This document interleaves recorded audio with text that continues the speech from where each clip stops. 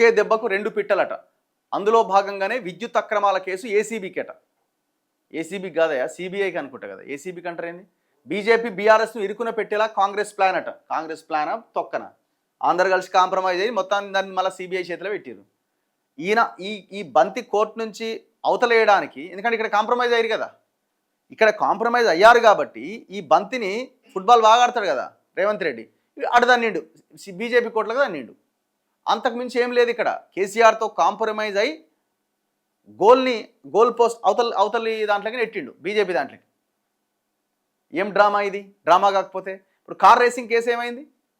సరే, విద్యుత్ కుంభకోణాలు సిబిఐకి ఇచ్చినావు.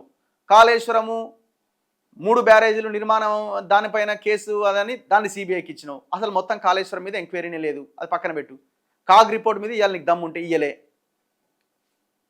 ఇప్పుడు విద్యుత్ కుంభకోణాలను సిబిఐకి ఇచ్చినావు, మరి కార్ రేసింగ్ ఏమైంది? అది కూడా సిబిఐకి ఇస్తావా?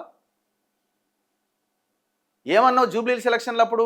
గవర్నర్ సంతకం ఆగిపోయింది, గవర్నర్ సంతకం పెడతలేడు, బీజేపీ బీఆర్ఎస్ లాలూచీ పడ్డాయి, అందుకే గవర్నర్ సంతకం పెడతలేడు, గవర్నర్ సంతకం పెట్టుడే ఆలస్యం, అరెస్ట్ చేస్తామన్నాడు. గవర్నర్ ఎలక్షన్ అయిపోయి రిజల్ట్ రాగానే సంతకం పెట్టాడు. మరి ఏమైంది? ఎటుపోయింది? గవర్నర్ చేతిలో ఉన్నది గాలి వచ్చి కొట్టుకపోయిందా ఫైలు సంతకం పెట్టకుండా? చెప్పాలి కదా రేవంత్ రెడ్డి ఇవన్నీ. ఈడ కాంప్రమైజ్ అయ్యి బీఆర్ఎస్తో బీజేపీ మీ 2 పార్టీలతో లాలూచీ పడి మీరు మాకు పంపిరు, మేము చూసుకున్నా, వదిలేరు మీకు ఎందుకు? ఎందుకంటే వాళ్ళ కోల్డ్ స్టోరేజ్లు పెట్టేసి అయిపోద్ది కదా. మీ 3 పార్టీలు కుమ్మక్కై జనం చేతిలో పువ్వులు కాదు క్యాలీఫ్లవర్ పెట్టి జనాన్ని మోసం చేద్దాం అనుకుంటున్నారు. అందరికి అర్థమవుతున్నది. ఇప్పుడు ఈయన ఇన్ని అన్నింట్లో కాంప్రమైజ్ అవుతుంది కదా. 2.5 సంవత్సరాలు అయింది కదా. రేపు 3 సంవత్సరాలు అయితే, 3.5 అయితే, 4 ఏళ్ళు అయితే, 5 ఏళ్ళకి ఎలక్షన్లు వస్తాయి.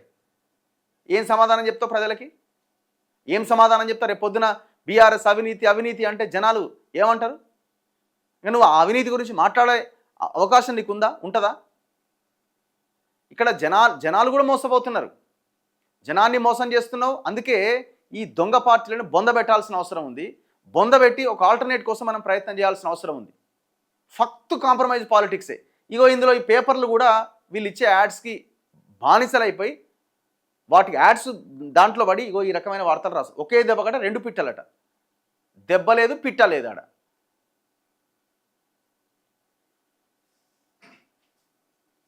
ఎంత ఘోరం అసలు ఇది.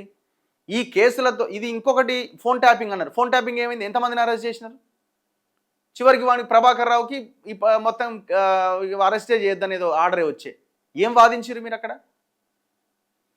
ఎవరన్నా అరెస్ట్ చేసిరా దీంట్లో?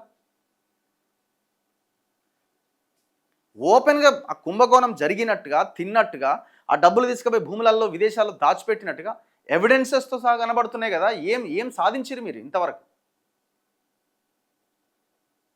ఈ మొత్తం కుంభకోణాల వెనుక వేలాది లక్షలాది ఎకరాల భూములకు సంబంధించిన వ్యవహారం ఉన్నది. 25 లక్షల ఎకరాల భూమి తెలంగాణ ప్రభుత్వానిది, తెలంగాణ ప్రజలది కాకుండా పోయిందని రికార్డ్స్ చెప్తున్నాయి. ధరణి వచ్చిన తర్వాత ఎక్కడ పోయింది లెక్కంతా? ఏం చేస్తుండ్రు రేవంత్ రెడ్డి? కక్కిస్తా అని కక్కింది నాకుతున్నారు వీళ్ళు. ఎంత అన్యాయం ఇది. అందుకే ఒక ఆల్టర్నేట్ కాకుండా ఇంకొక ఆప్షన్ తెలంగాణకి లేదు. ఎంత పెద్ద డ్రామా ఇది. బ్యానర్ ఐటమ్ రాసిరు వీళ్ళు ఈ పేపర్ వాళ్ళు. కమర్షియల్ యాడ్ అది, ఇంకా అంతకుమించి ఏం లేదు అక్కడ.